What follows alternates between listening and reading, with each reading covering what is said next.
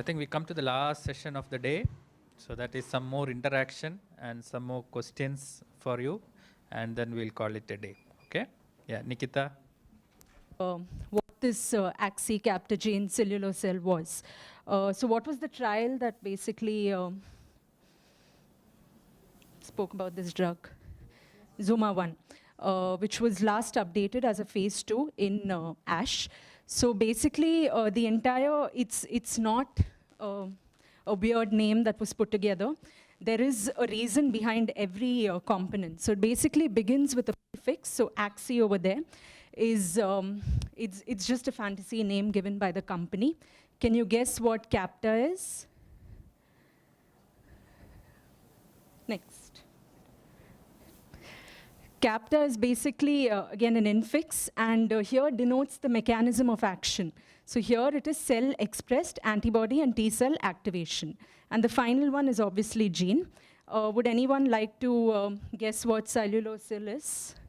So cilo was, again, a unique name. LEU is WBC, and cell is cellular therapy. So this was an autologous CD19 CAR-T.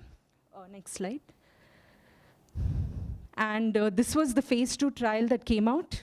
Here they took patients that were refractory to, that had refractory DLBCL, primary mediastinal B-cell lymphoma, and transformed follicular lymphoma. And their primary endpoint was the overall response rate, which was about 82%.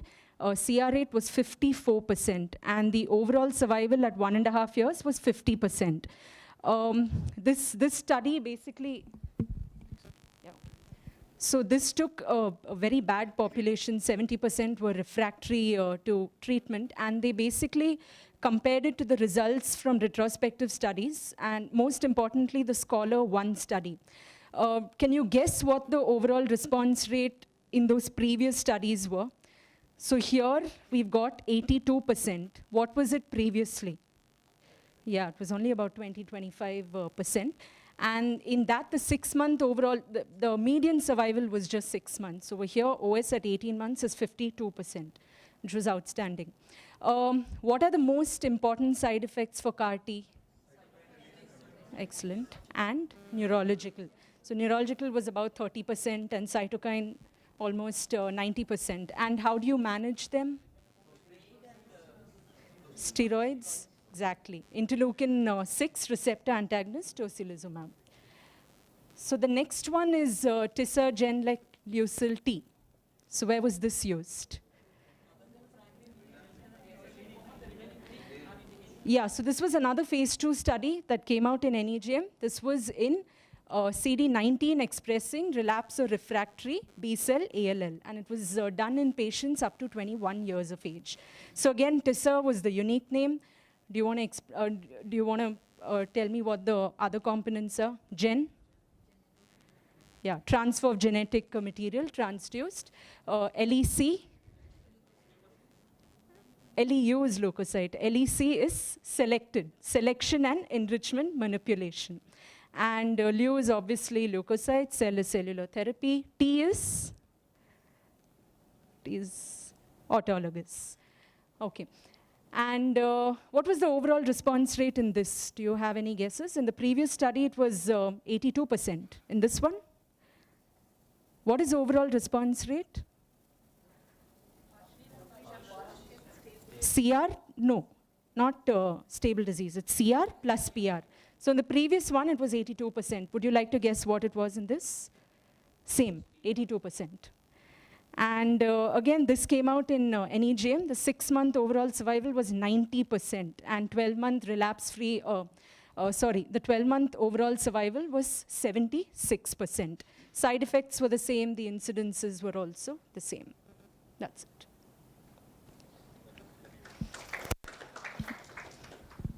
I'll send you a list of the other nomenclatures. It's big, so I didn't want to include it in this. Wait for QT and then come back. Okay, so what is triple negative, that is BCR-ABL negative, myeloproliferative neoplasm? What are the 3 mutations that are negative to calreticulin? K, that is CALR, then JAK2, and No, CSF is for CSF3R. That is for chronic neutrophilic leukemia. It's MPL. And what is triple negative lung cancer? No, it's not ROS. It's EGFR, ALK, and KRAS mutations. Anyway, so this is one case scenario. So here we have a 45-year-old gentleman who is presented with a 3-month history of fever, excessive weight loss, significant weight loss, and diarrhea and some cough. Do you want more clues? Do you want to guess what this is? More clues? So he's retropositive. He's HIV positive.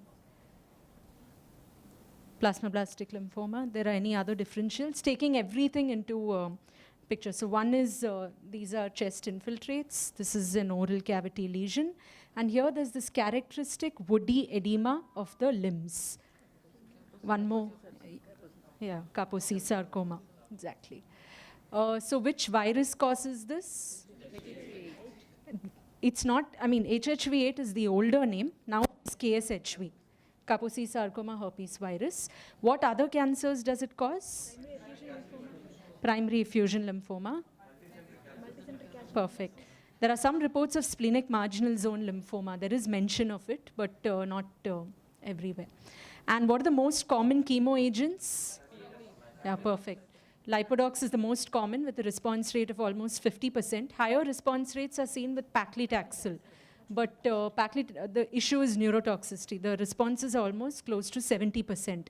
Are you aware of any newer drugs that we, not newer, but we also use in myeloma that have shown good responses in Kaposi sarcoma? Lenalidomide and pomalidomide. Okay, the others are doxorubicin, bleomycin, vincristine, and etoposide. And this is my last slide. So when was this put together, the National Cancer Registry Program? When was it? 1982, perfect. It was there in the slide and showed in multiple places. So where is the coordinating unit located? Excellent. Bangalore, and it started in 1991. And what is the highest age? AAR in males and females? Sorry, highest in India. 8th standardized cancer.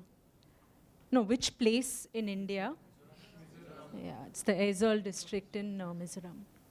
That's it.